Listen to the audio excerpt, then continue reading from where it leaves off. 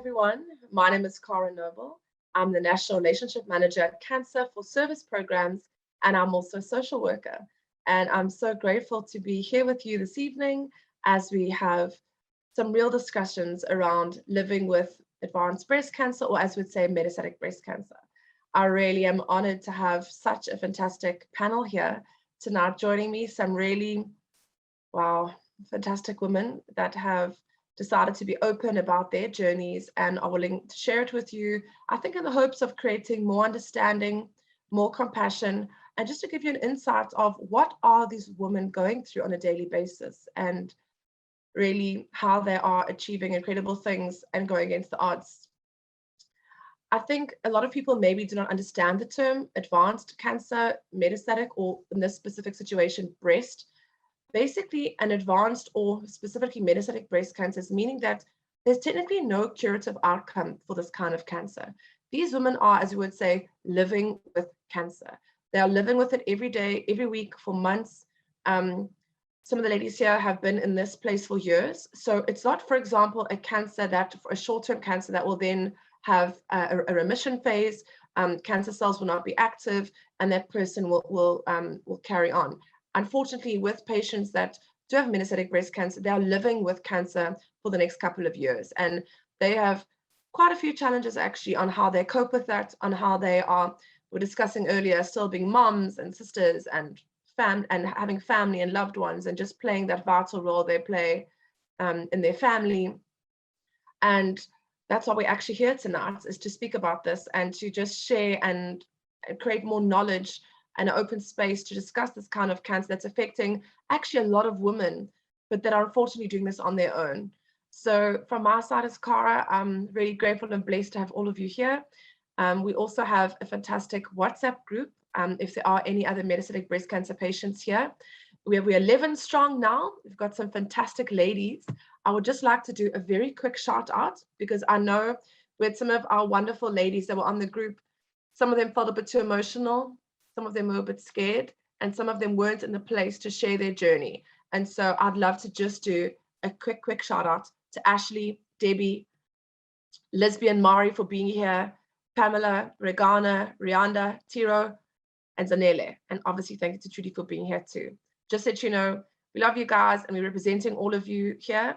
And if anyone is here that would like to join our group, please could you email me at cnoble, that's CNOBLE @cancer.org.za.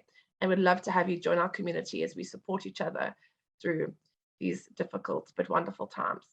I'd now like to hand you over to some of our guests to hear about who they are and what their journey's been so far. So I'm going to hand over to Mari. Welcome, Mari. Please share more about yourself. Hi there. I managed to unmute myself, so that's a good start. My name's Maria Mori. I live in Napier, which is a small village in the middle of nowhere in the Overberg, Western Cape. I was originally diagnosed with stage 2 breast cancer in November of 2015. So that's 6 years that I've now been living with, or I always say despite cancer, on some other treatments of some other kind. I finally got diagnosed as stage 4 or metastatic breast cancer in April of 2018. Initially, I had what we call METs, is areas of spread. So we call, so I had bone METs, so it spread to my right hip from my left breast, skipped everything in between. And since January of last year, I've had some lung activity and liver activity as well.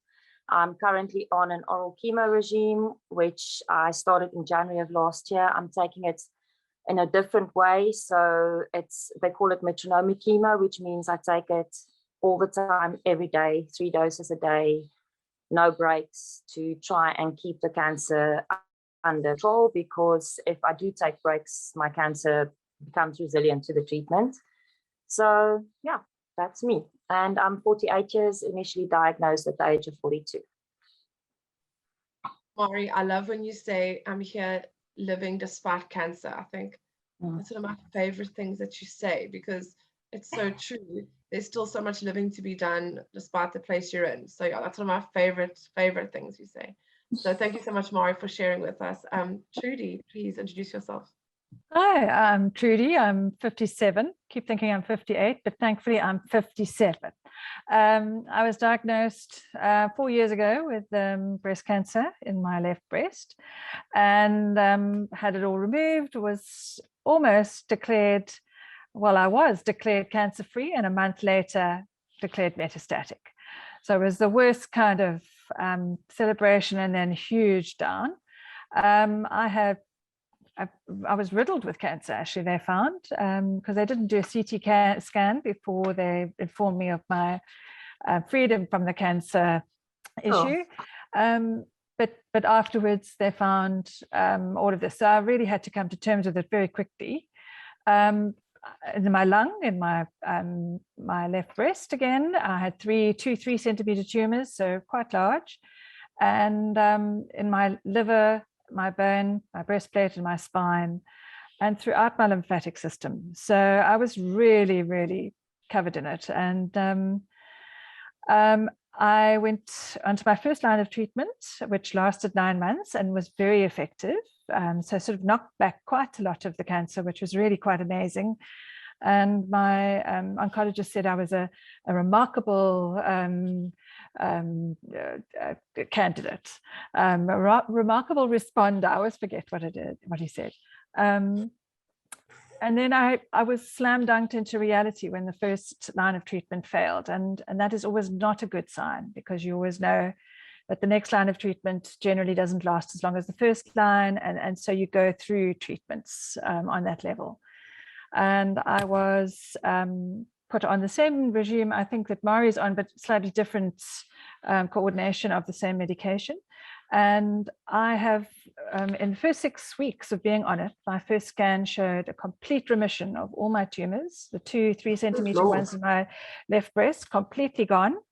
And throughout my system, the 1 lesion that was left in my liver from the first line, gone as well. So I'm due for my next scan next week. So I'm holding fingers, putting hands together, just to hope that this is something that can continue, and that I'll be able to live a little longer.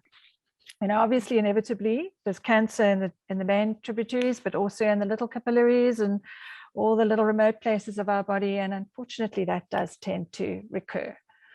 So that's my story. Oh, Judy, you really are. What did he say? Bit of a miracle. No, he's a miracle, but I love what they said about the responder. What was it again? Yes, I'm a remarkable responder. I love knowing I'm remarkable. Responder, yes, yes. I also think that's a fantastic way of putting it.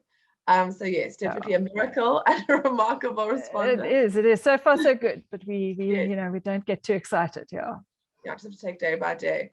Absolutely. So thank you so much, Trudy. So the wonderful Lisby. Welcome, Lisby. Please introduce yourself to everyone. Oh, you're on mute, Lisby. Sorry. Unmute. Yay, I got that right, I think. All right. I'm Lisby. I'm from Pietermaritzburg.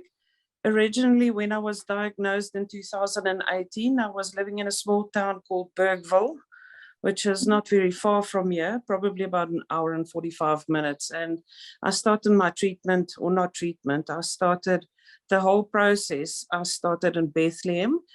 First had a mastectomy and 26 lymph nodes removed. And doctors refused to treat me in Bethlehem.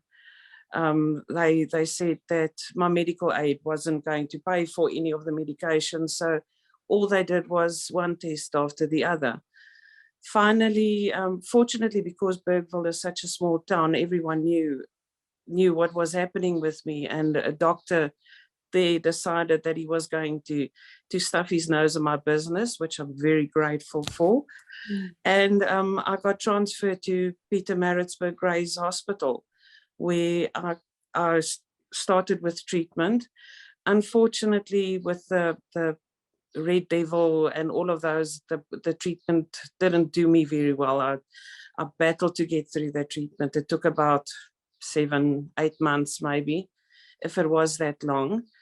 But by then I was already diagnosed stage 4. fortunately for me, or I don't know whether it was fortunate or not, I had a car accident in 2012. And the lesions that the doctors had seen as extra cancer on my bones was actually from the car accident.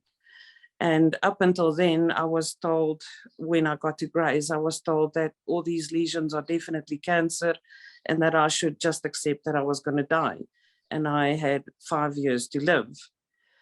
Yeah, since then, I stopped treatment at Grays Hospital and I did go to Hopelands, where, yeah, Hopelands, as it says, there's plenty of hope there. I've started treatment there as well. In July last year,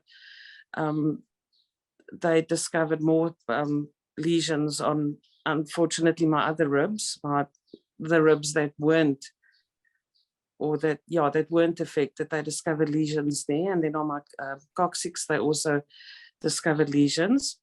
And I've been on treatment ever since then. I had about 8 weeks of radiation.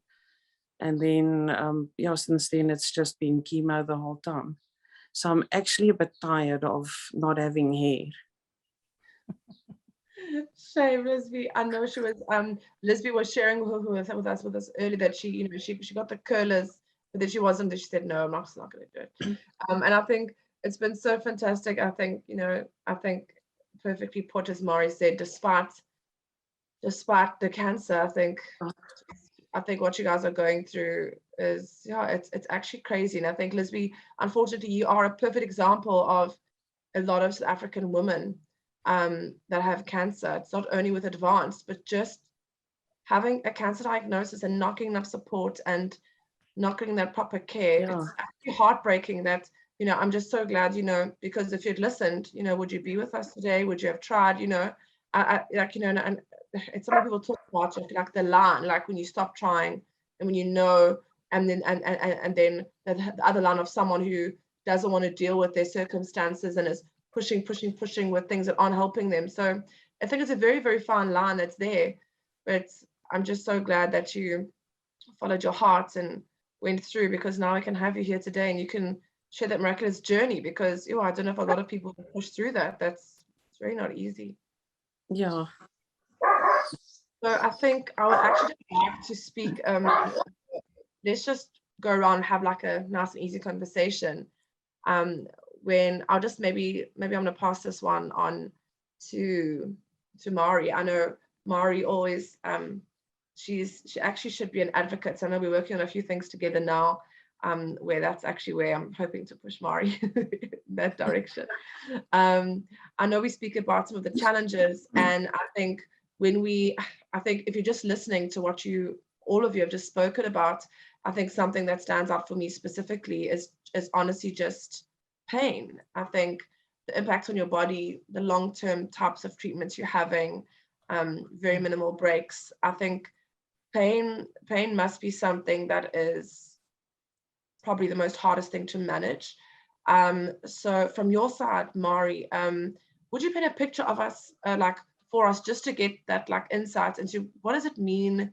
What is that pain like? And how do you cope with that day to day, you know, and trying to live a life despite cancer? Yeah, the thing is, you know, pain is I think anyone would agree, any person, healthy or not, pain is something most of us fear. It's one of the most feared symptoms and side effects with any illness. And once you start dealing with an ongoing illness, then it becomes a bit of a big issue. And it's hard to know how to handle something if you don't know what to expect. And pain being so subjective, it's really difficult to, you know, to get a hold on it. And I'm fortunate. I do have pain, and I have more pain than I used to have, but I'm fortunate in the sense that I'm still sort of okay. Quite a few of my friends are in agony, also stage 4s, and their pain isn't managed correctly. And the thing with being a metastatic patient, the whole scenario changes once you're in it for life. the focus isn't on curing us. So the focus isn't on throwing the red devils at us and trying to kill off the cancer in the most brutal way possible, and your body suffers with it. It's a more gentle approach because we need to stretch it for as long as we possibly can. So the quality of life is what is actually the most important thing when you're a stage 4 patient. And the trick is to get the balance right. You want to do enough to make the cancer at least stable, if it doesn't go away. I've never been NED. I've always just had long periods of stability. So since my stage 4 diagnosis, I've basically always had cancer in the last 6 years.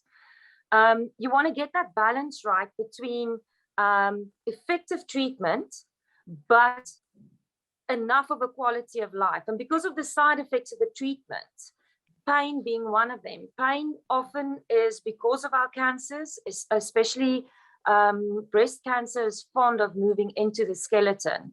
And once you start getting bone mets or cancer spread into things like your vertebrae, your hips, it's painful. Your joints are in pain.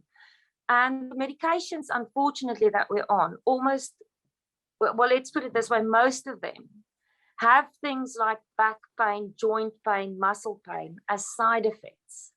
So it's not only the cancer. Often I've never had symptoms of my cancer because we discovered my stage 4 absolutely unusually early. It was a fluke. And my pains and stuff often are side effects of the medications. And if you don't manage the pain correctly, your quality of life isn't worth it. So it needs to be addressed. Basically, the main message is, if you have pain, not to stick it out, not to think you're not going to win an award for being brave. No one's going to tap you on the shoulder and say, great for you, you're not taking drugs. It needs to be, you need to find something that works for you and manage it, because pain influences, it's not only the thing that you're uncomfortable, pain actually can cause that you don't sleep properly. It breaks down your resistance and your immunity. So it's much more than just the discomfort. It actually affects your health in general.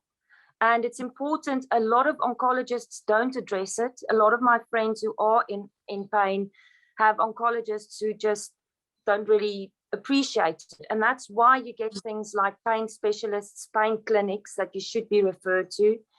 And also palliative care that we've spoken about in a few of our other discussions.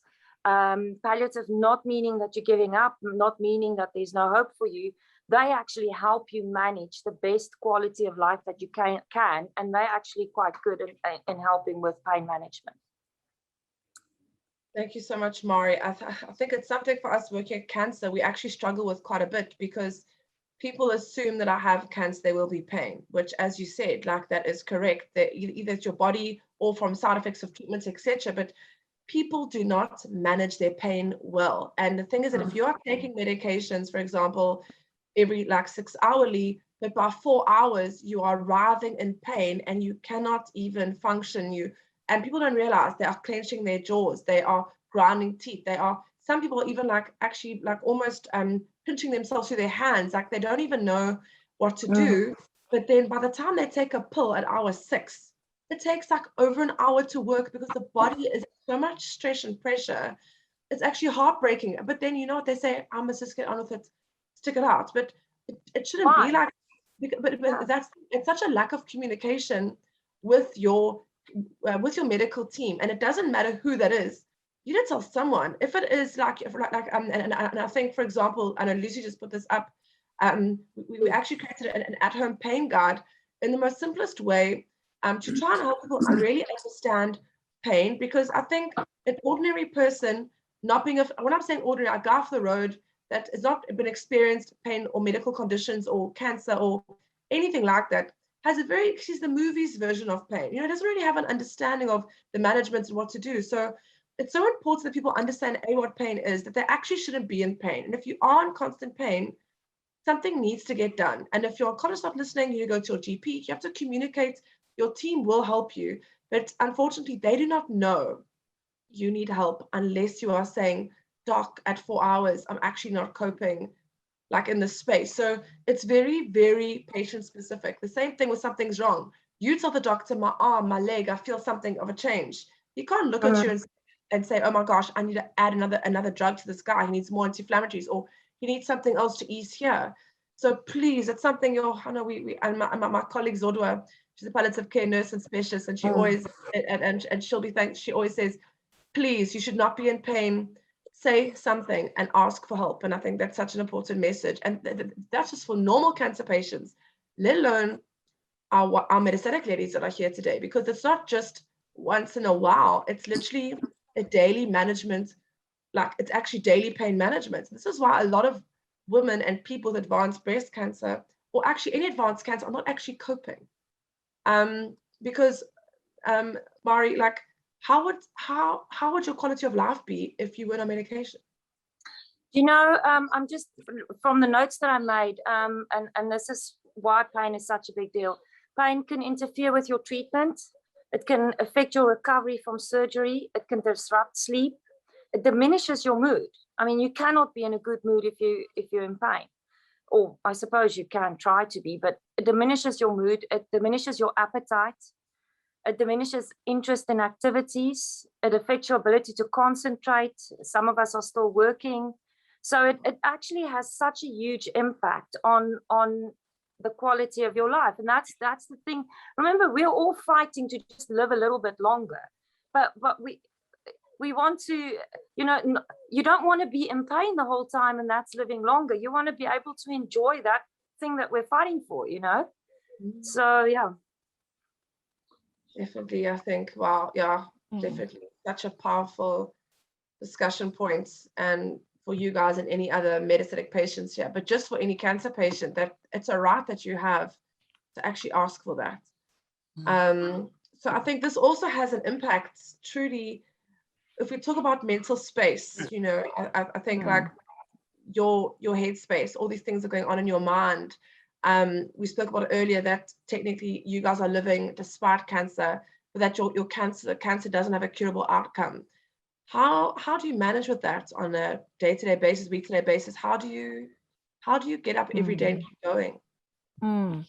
It's really hard to nutshell it and put it just in one little box, because it sort of bleeds out into so many areas of your life on so many levels. But I mean, I can only speak from my own perspective, and I think that everyone experiences it differently, but I think there are some generalized areas where we will, you know, really agree on. And I think first getting diagnosed was the hardest. I felt like I was on a roller coaster ride. I was standing in quicksand, you know, I couldn't deal with what was going on. And of course, you're not alone. You have your spouse, you have your family, you have all of the others that are then implicated by this diagnosis. And so you have that feeling of guilt and that, you know, all those emotional aspects of grief that come into play, you know, denial, isolation, anger, you know, you bargain, and this depression. And then, you know, finally you end up with this acceptance, which is, you know, a strange place to be honest. You know, you're trying to live your best life whilst living your worst life, in terms of the diagnosis, the toll it takes on your body, and all the different treatment aspects. Losing your hair was a big one for me. I really struggled with it. I didn't think I would, but it just became kind of an overwhelming point. And so you have these frequent points that overwhelm you, and sometimes you can't really control. And I think that's it. There's just no control here on any level. And that affects your mental health directly. Because I think as humans, we like to have a sense of control over our area. You know, if our space is neat and tidy, we feel like we are, you know, in control of things. And I think that has been the hardest point, is feeling out of control, feeling that this whole thing is just not manageable. There's so many if, buts, and maybes. You know, if you have regional breast cancer, or localized breast cancer, for example, or cancer of any sort, then you know that statistically that's got a lot of positive outcomes. And then you switch to metastatic breast cancer and you are levied with very negative outcomes. And so you're taken on this roller coaster ride. It's an emotional one. It's uncontrollable, and you have to try and find your feet again and get back into that coping or that place where you feel you can cope and carry this forward. And I think the way I've done that, I just want to mention things like that really got to me. And one was time, and how quickly time just flies by, and you are trying to spend this time so, happily. So, with your family, with your loved ones, and it has to have meaning. It has to have, this is almost a kind of a panic and frustration around time flying by so quickly, and you're not really able to hold on to it and spend that time because you have such a limited amount of it. And the other thing that really got to me was the financial side of things, because all of a sudden you're exposed to what metastatic cancer is, and you don't know what it's all about initially. And when you find out that the drugs, the latest drugs that are going to be able to help you, that are really going to be able to be effective in your life. And I mean, it's weird because the one that I'm on at the moment is not one of the latest. I'm combining it with one of them, but it's an old cancer drug, and it's been so successful. So one cannot, put that to one side and say that's not useful. But there is the sense of this new stuff coming in being so beneficial. How come it's 75,000 Rand a month? Why is it 1,200 Rand a shot? Why is it 250,000 Rand, every month for the rest of your life? And so it's unaffordable. And that was such a shock to my system that, we then had to have conversations with our medical aid to try and find ways to accommodate that. So the expense puts you in a position of then maybe having to sell your house, your possessions, your, everything that is solid in your world just goes into a fluid state of, oh my God, what are we going to do? And the terrible thing is that some of these great drugs, they can keep you alive maybe for 6 months more, or maybe 10 months more. So the reality of what metastatic breast cancer really is, I think, dawned on me when I hit the wall of that first failure of the first line of treatment.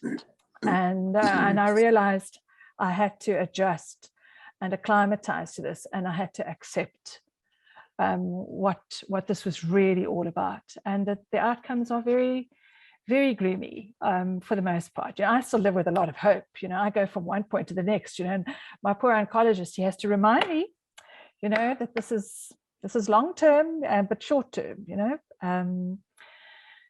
I haven't struggled like Mari has with pain, but I think that would be too overwhelming for me. I think that I've managed to get through as far as I have because I felt as good as I have. And so I relate exactly to what you have said about your quality of life and being able to feel like you can still be an integral part of society, of your family, cooking, just what I did in the end was how I coped was to bring it all down into a narrow sense of things. Sorry, is someone wanting to say something? No, I brought it down into just close family, just close friends, anything that was manageable for me, that I could just remain as unstressed and as calm as I possibly could. And then I just I spent time with my family. I noticed them. I listened to them. I really saw them, and I really heard them, and I really responded to them, and things like that, that I think in life you just carry on with the hurly-burly of it, and you don't really appreciate those moments. So I just hold on to every moment that I have that I can spend with my family, because that's the most important thing to me. And I think that's where your life becomes quite defined, in that space. And you can find a modicum of control within that. And so I rest when I want to rest. I go out as much as possible. Otherwise the walls start closing in. I set up boundaries. I've drawn lines in the sand, which is something I should have done years and years and years ago on so many levels, as should we all. And I would say, I'm 95% mentally okay. And I'm sort of 5 to 50% just freaking out internally all the time. And that's pretty much, the way I'm living my life at the moment and how I cope.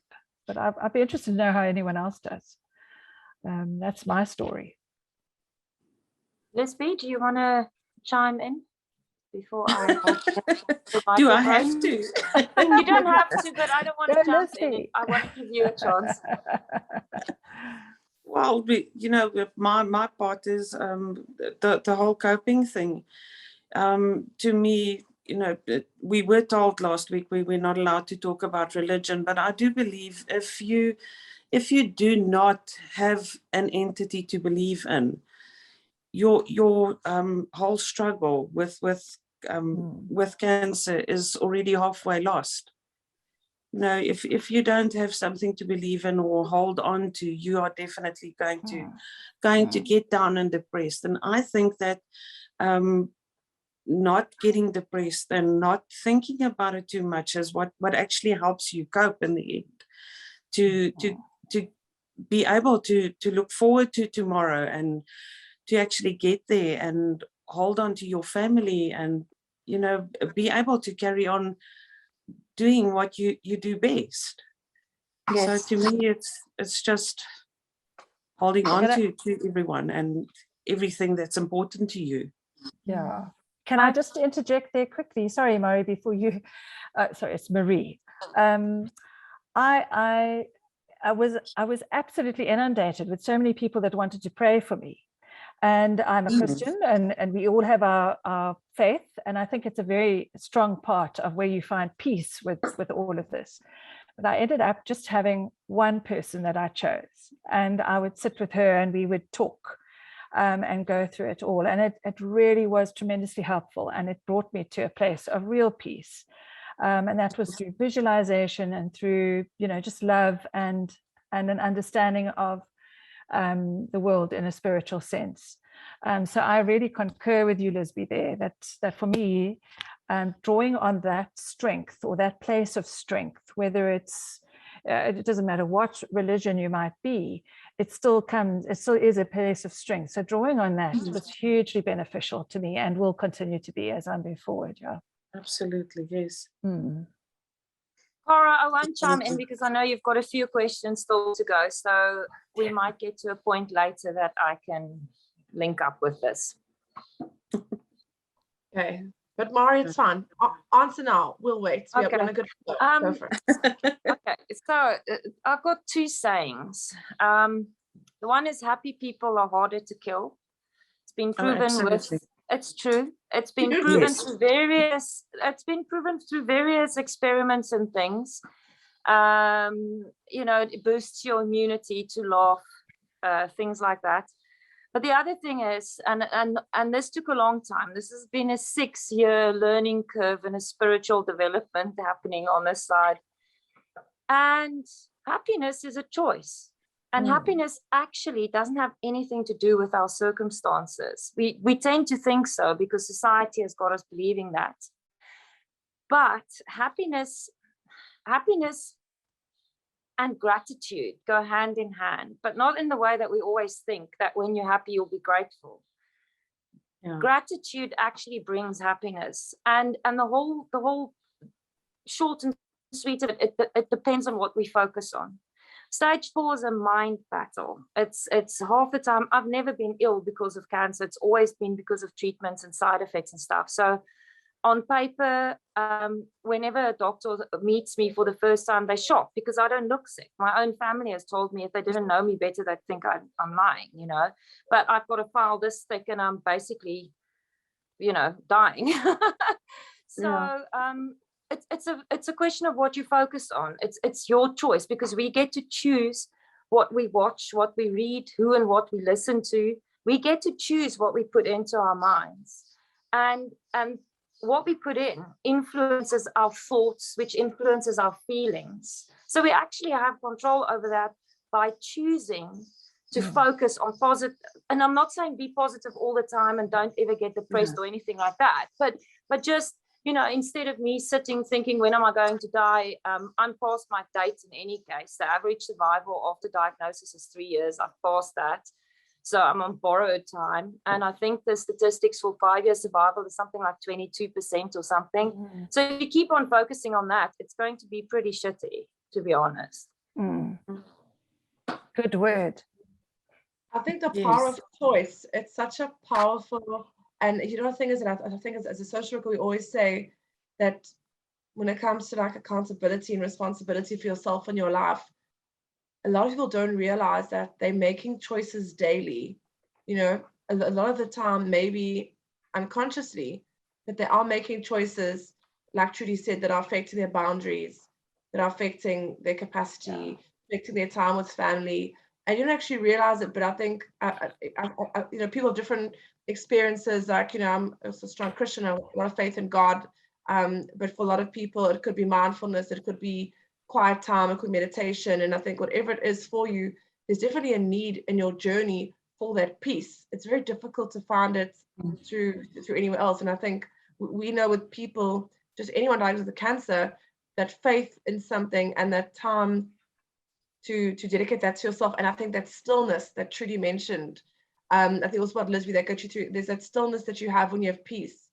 And I think especially with what you guys are going through, not having that stillness and peace amongst the chaos of your mind and your thoughts and life and everything else, would actually be quite horrible, would be quite terrible.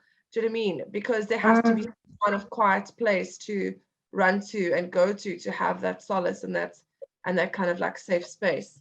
And I think I also just want to also just so many lovely sayings. I think what Trudy said about living your best and your worst life, I think that's such a profound thing to say, because you're trying to do your best in every minute and every moment. Like we're teasing Lisby earlier, she had some ribs in the oven and she wanted to make sure they were nice for the kids. And do you know what I mean? And like, you know, like I think everyone's trying their best to, like, so everything is almost at their utmost best, you know, especially when it's those moments of giving to your family, your loved ones.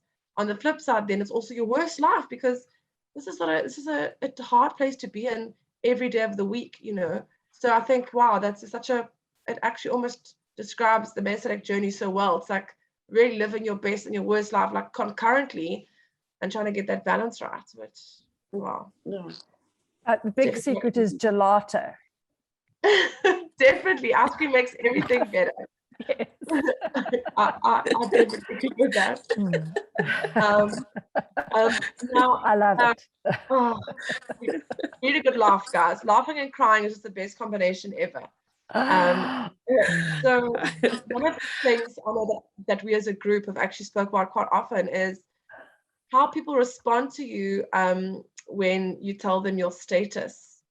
And I know this was spoken about a little bit in the beginning, but, you know, is the public educated enough? Does the average guy understand cancer, you know, like, let alone someone with a metastatic diagnosis?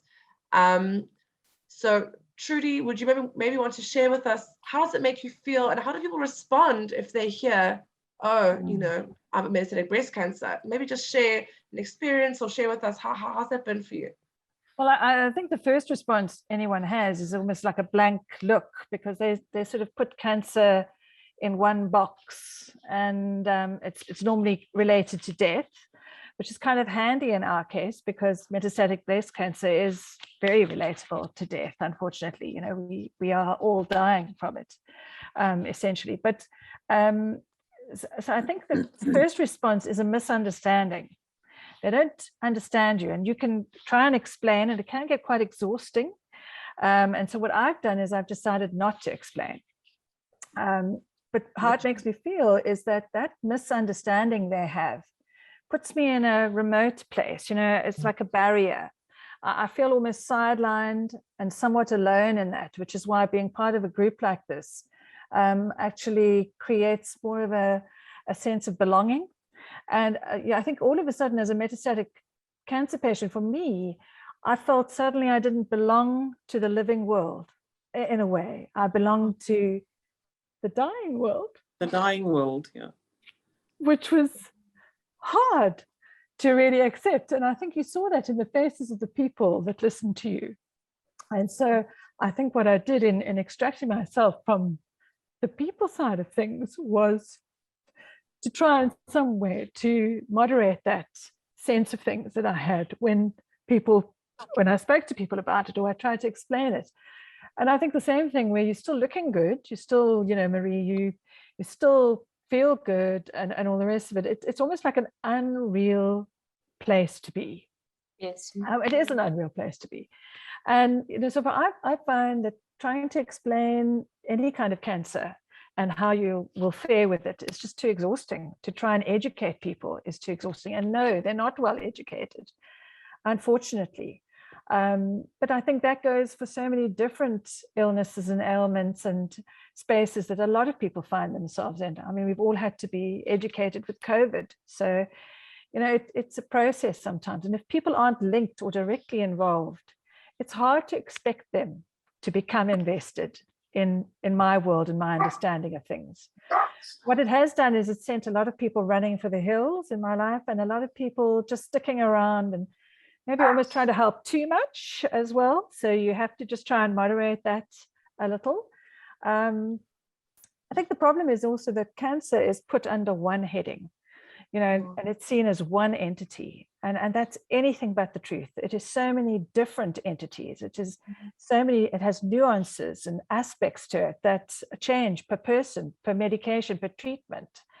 And in the end, you can't define it for people. You know, you really can't go into extremes about what your treatment is, and you're HER2 positive, and this is what it means, and that is what it means. You know, it becomes white noise to people. You know, it becomes unimportant. And so it's important to you, it's important to Marie, it's important to Elizabeth as well, and to all of us metastatic girls. But for other people out there, it's cancer, you're dying. And so I think, you know, I've let on Facebook, I've put out, I've got metastatic breast cancer. This is where I'm at with it. I haven't explained in depth, and I've allowed people to just take it from there. And I feel that if I'm still alive in a year and I meet them in a shopping center, I might choose to explain a bit more, or I might just keep it light and fluffy. And that's how I'm going to live my life, whatever's left of it. So it's less important that they know about it, I think, in the end. And in the end, your good friends are there, you've got your people, and we've got a group like this. So I'm happy. It's good that we're all different, because I'm the exact opposite of you. I'm a stickler for facts. I'm a stickler for facts. I'm a researcher. All my friends know whatever diseases they get or whatever happens to them, they ask me, because I know how to do proper research from proper sources. And I give, if I don't know something, I go and read up on it. So, and because I'm quite an outspoken, I've become more outspoken since I've been diagnosed. And I actually just, it's just all out there. So I also scare people off, but it's because I just assume everyone knows. I live in a small village, so most people do. But I just assume people know I'm stage 4. I've got metastatic breast cancer, so I just talk about it. Or if they ask me something, and I have had a few shocked expressions because they didn't actually know. And then I just, but yeah, I educate them whether they, and not in an overpowering, horrible way. But you know, often people will ask me, so when does your treatment end? You're getting the terminal side of it. I'm getting the side of course, I'm going to get better. So I get irritated because people won't take it seriously because they think I'm just going to be okay. Yes. And then I do explain to them, and I do explain. So a lot of people, and I've made an effort on my Facebook posts to actually try and be, but I'm a bit further away from it, or been in it for longer than you, so you get used to it almost. You know, it's such a part of your life. It doesn't even, you know, I actually literally sometimes forget I have cancer because it's such a part of my life, and it's just, you know, you get used to anything. Your body is actually quite resilient. Yeah. So I look forward to that. It'll come. It'll come. You'll get bulletproof. I think it's all about your mental health, and I think I know Trudy says boundaries quite a few times, what she said, but I think you also have to look after your own mental health and your own space, because we know there's some people that possibly truly care and are asking from like a kind space, and some people that just want to know your business and say, "Ah, shame." Do you know what I mean? So I think you also have to identify like the person who you're being exposed to, and if they are worth your 5 cents or 8 cents effort. But yeah, I think a lot of people do run. We have that. A lot of people are really hurt. A lot of patients feel quite isolated, and it breaks them. And I think it's because a lot of people do not know how to deal with cancer. They don't know what to say, etc. And it happened actually with one of my best friends. She passed away like 10 years ago this year. And 3 of our friends actually said they couldn't see her because it was too hard for them. And I was like in a rage, just as someone who loved her. Because she kept asking me, she's like, when they're going to come and see me? And it was heartbreaking because a lot of people are also going through their own stuff. Like it brings up their fears. It could be their mom that had a cancer. It could be, do you know what I mean? Like it brings back trauma. And it's not your fault. Obviously, it's not your fault. But, but like you, and now it becomes about them now, which is unfortunate. But it's kind of like your journey is bringing up something in them that they actually cannot cope with. And therefore, it's like that they just avoid you like the plague. So it's not always that people are poorly intentioned. And I know you guys know that. Just doesn't mean it doesn't hurt. It still hurts. Like whatever the reason is. It does. It still hurts. When It's people, like we said. Yeah, sorry, Leslie, go ahead.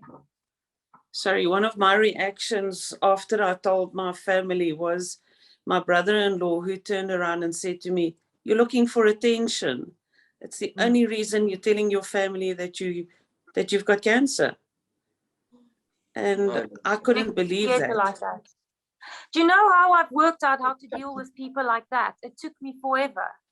I had a horrible incident when I came out of the hospital just after my mastectomy, and my husband was double parked, and this guy just started screaming and swearing at us. And I actually walked up to him and I pulled my thing off my head and I said to him, "I've got cancer." And like, we're getting in the car. It was horrible. It was not my normal Zen thing. Yes. And what I've realized is I tell myself, thank God that person isn't a part of my life. Thank God it isn't my husband. It isn't my, well, in your case, it's your brother-in-law, but so he is part of your life, but it's not your son. It's not your husband.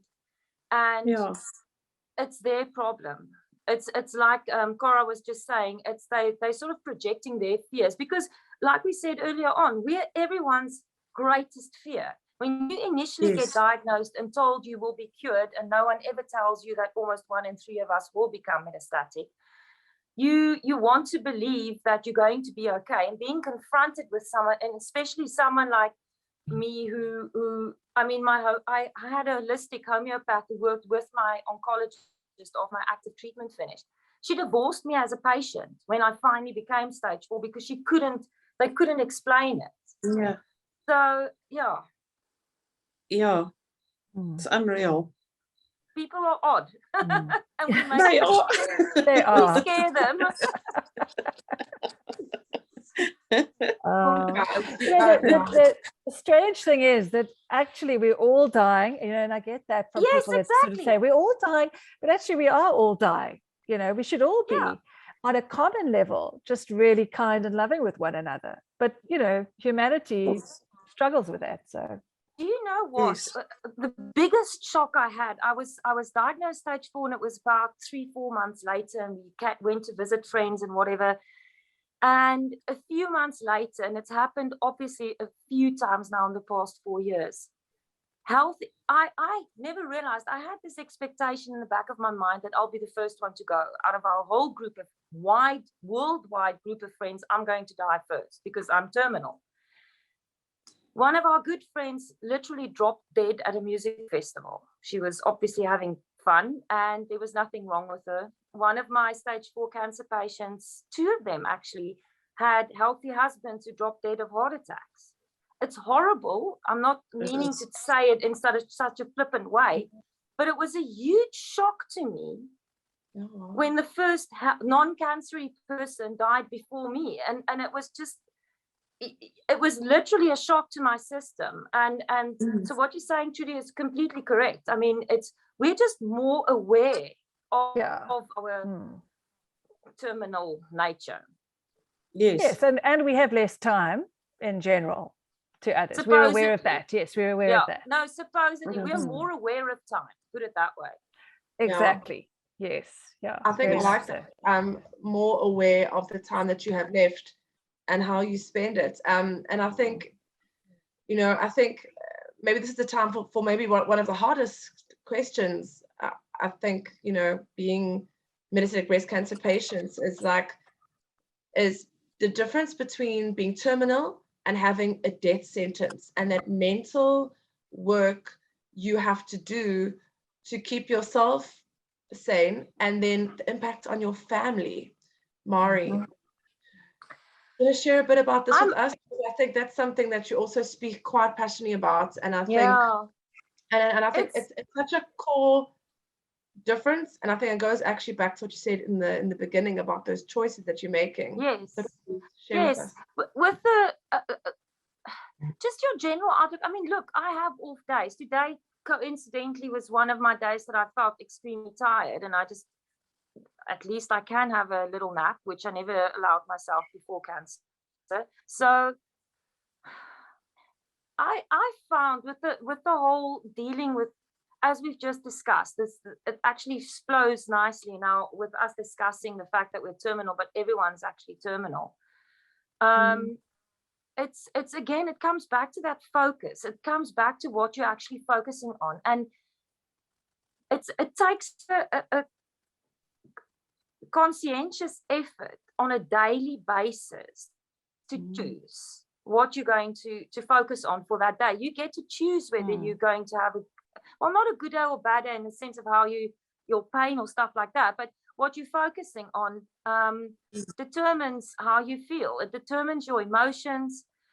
But a big help is family and friends. If you can have support. I mean, a lot of marriages don't survive the diagnosis. So I'm very blessed that I have a husband who has a completely different way of thinking about things than I have. So I'll look at something and I'll just, let's say, for instance, my latest blood results. I've had an my tumor marker happens to be quite accurate and very sensitive. So usually it starts climbing, and it takes about 9 months for scans to find out. It's happened a few times now that it takes about 9 months for scans to actually find out where the progression is. And during that time, you're living with that, this knowledge. And I will look at the blood tests, and I'll look at my marker and say, look, it's been almost a year of it escalating. We've got to find it, blah, blah, blah. My hubby will go, oh, great, your white blood count is normal, your red blood count is normal, your hemoglobin is great, your kidneys are fine, your liver is fine, you're healthy, man. And it sometimes helps to have a completely different perspective. And what also helps is to have friends who have other medical conditions. I know it sounds bizarre, and it's certainly not a competition, but I have a friend who has quite severe scoliosis. She's got metal throughout her back and built up shoe and whatever.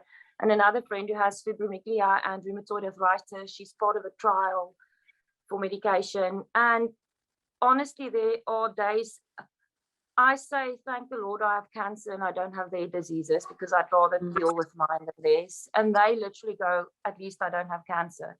And it sort of keeps you real, It's not a competition kind of a thing, but being aware that other people also face diminished lives, if you want to call it that. And as I say, it's all down to what you decide. There's that little saying that says, you may not have any control of what happens in life, but you do have control over how you react, or you get to choose how you react towards it. And it gets tiring. I mean, I've been living despite cancer for 6 years. It gets flipping tiring of thinking about it and talking about it and going for tests and blah, blah, blah. So half the time, if I can try and ignore it, I have moments when I act like an ostrich, and last time I did. That's the one great thing about stage 4. We have more control over our own treatments than you would with early stage. Early stage, because they attack it quite aggressively, there's a certain set way and off you go. With stage 4, because it's about quality of life, and that depends on what you feel and you experience, you have a little bit of control. So I manage my own things. I tell the doctor it's time for a scan. I tell the doctor I need a new prescription. I don't even get my chemo meds from my doctor because it's cheaper through the postal pharmacy.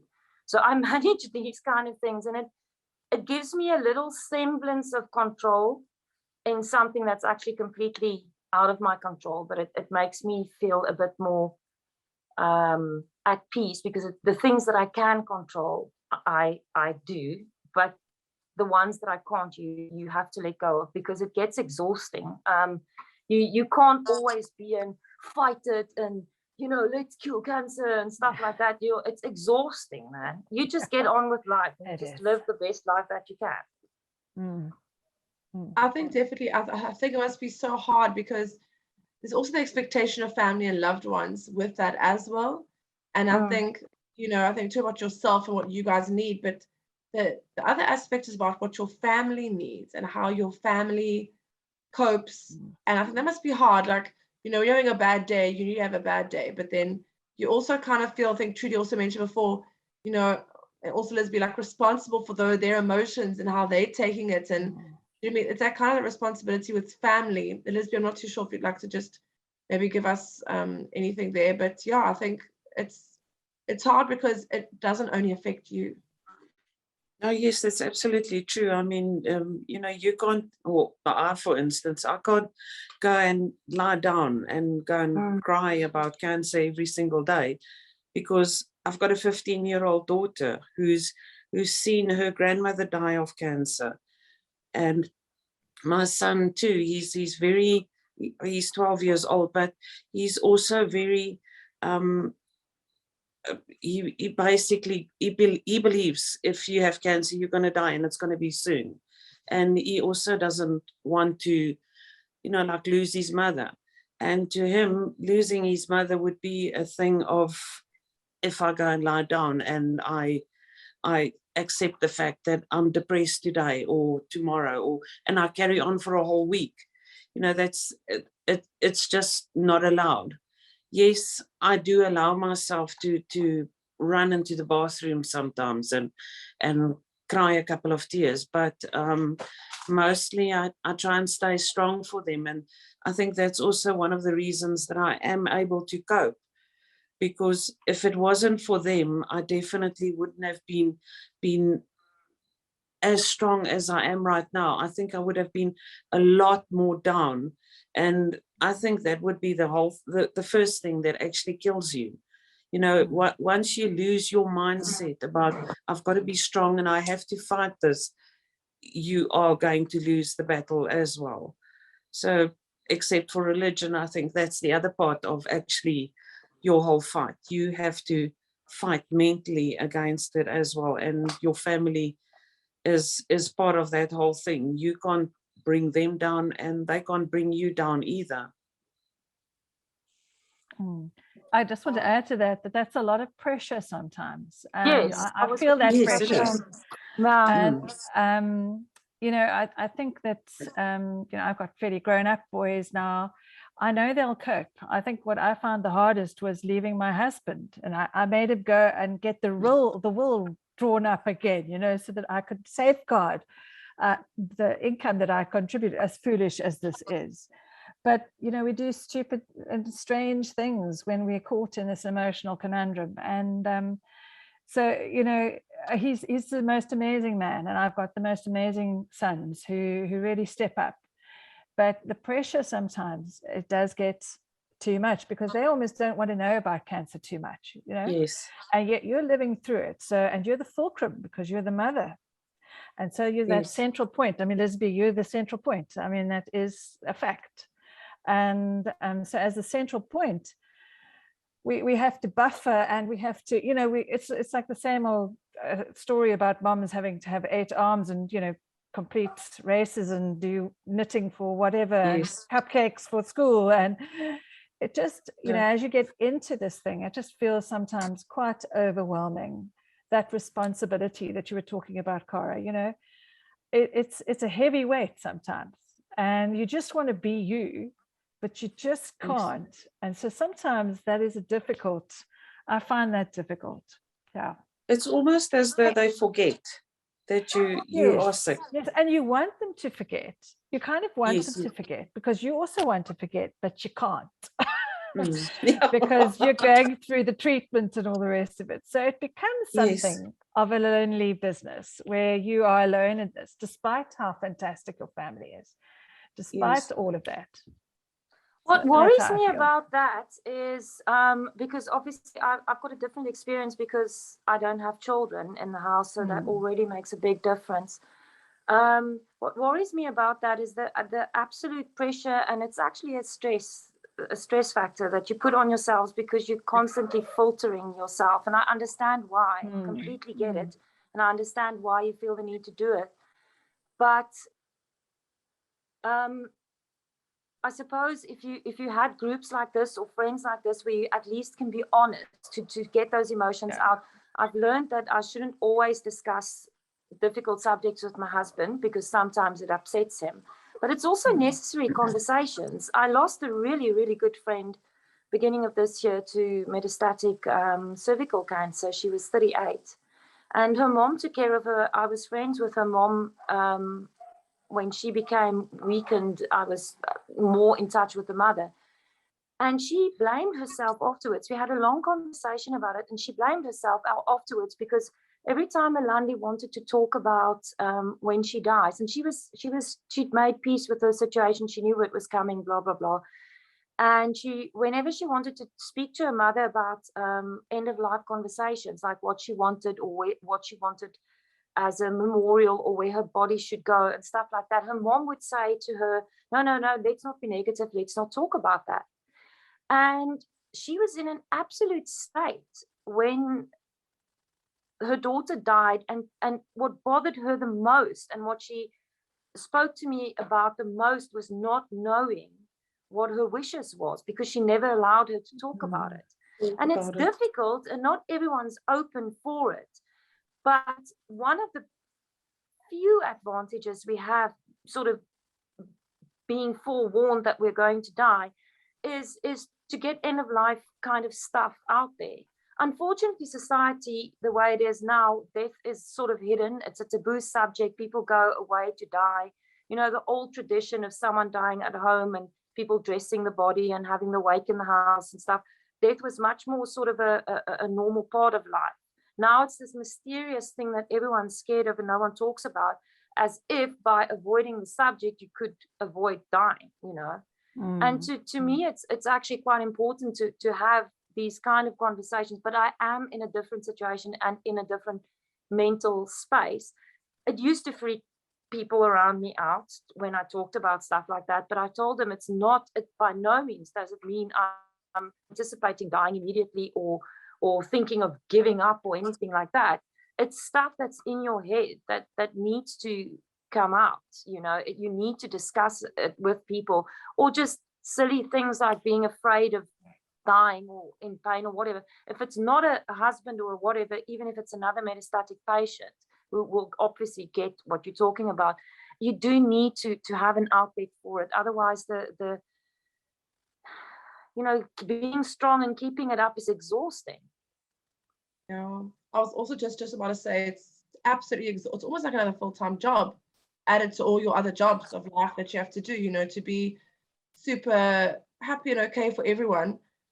So I think getting that balance is definitely difficult. It's letting your family know you're having a rough day and that you need love today.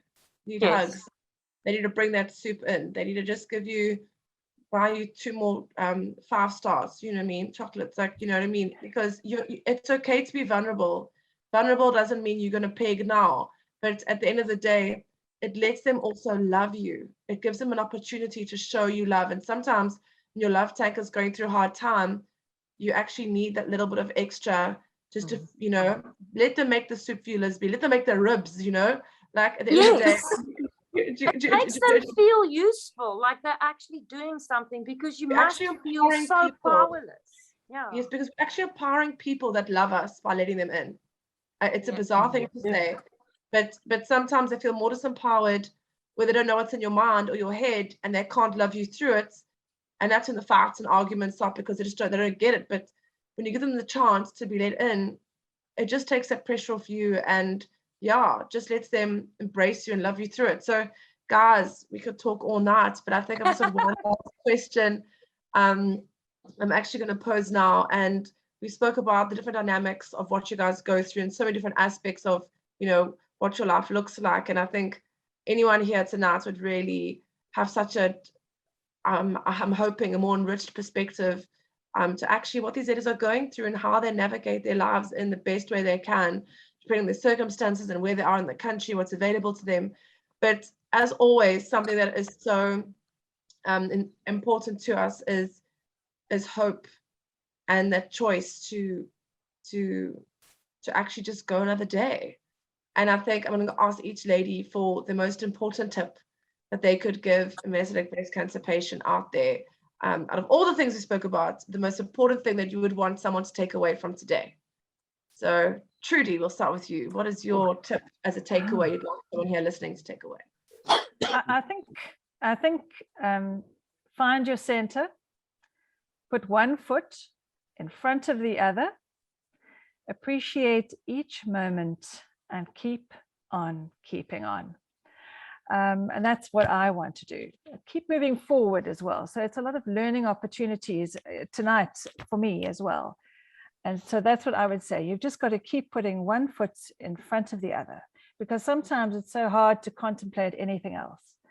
Just visualizing one foot moving in front of another can be all that we can do sometimes. And that's what I would say. Thank you so much, Trudy. I'm going to ask you, Mari. Okay, it's a weird one. Like this. If you're not, I've got a whole, Cara knows, I've got a whole thing about the war language and war metaphors that goes with cancer.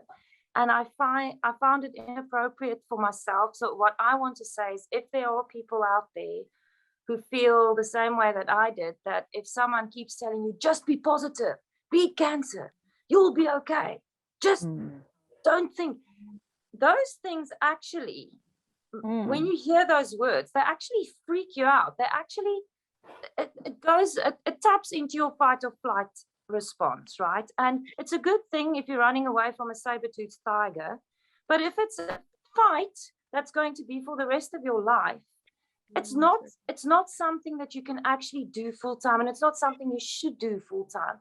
And everyone has heard of the fight or flight response, but very few people actually know there's an opposite to it.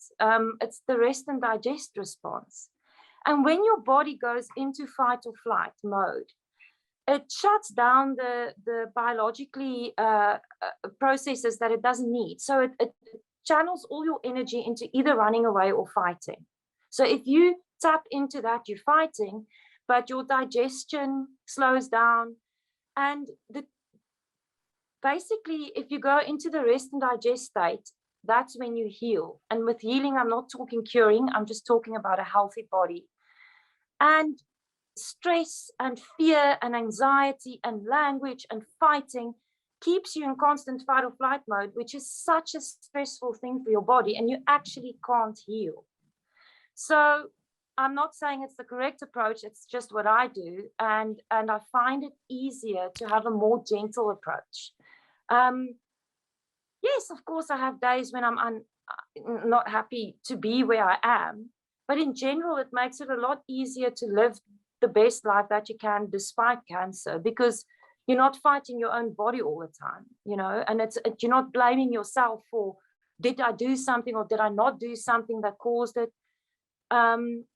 I find it in the long term easier to live life in a gentler, more accepting kind of a way and focus on different things that bring me joy, rather than this big thing that I can't even explain or answer. Wow, I love it, Mari. Yeah, definitely a good nugget. Rest and digest. Let's be last, but definitely not the least. Yes, yeah, the lady with the curlers in my hair. Yes, I looked at I looked at this whole thing today about, you know, what hope is, and I was looking for a whole lot of cheesy comments on on hope, and the only thing that I could really get that was that really caught my attention was, you know what, pain is real, but so is hope. So you know what, we're all going through this, and we've got a horrible card dealt for us, but yeah, there's always hope. We are not statistics. We're not statistics. I mean, you know, there's this, like, was it, the other lady was told, you know, she's got 3 years to live, and she's been going for 6. I've been told I've got 5 years to live, and I definitely am not gonna go just for 5 years. So, you know what, to me, I'll always have hope. And I'm definitely just not going to sit down and wait for the day that I'm going to die. And like we also said earlier on, you know, yes, we might have been told that we've got cancer, and we were told that, well, made aware of the fact that we've got cancer. But you know what? Anyone can die, fall down and die tomorrow, or within the next minute. And in everyone's life has been set out the day that they were born. So you know what? So what? We've got dealt this card, and we've got to deal with it. And we've just got to carry on hoping that there's going to be a cure soon. And even if there isn't one, you know what? We got made strong through this, and we met wonderful people through this as well. So I've actually yeah. made peace with the fact that I know there's a lot of people still believe in a cure or to be cured, and it's a weird place to be. I do have hope. I have strong reasons for living, but I've made peace with the fact that I don't think a cure or NED or whatever, you know, is part of my future, and I'm okay with that. But it took a long time. I actually also said to get there. I actually also said to someone the other day, you know, why are we worried about the fact that we're going to die? Yeah, because you know we're what, all going to die. the people are gonna stay behind. They're gonna cry about us. We're not gonna be crying about them. Yeah. So yeah. Anyways, ladies, like I said, that was cheesy. No, we all it's need a bit true. of cheese in our Strong lives. reasons for living.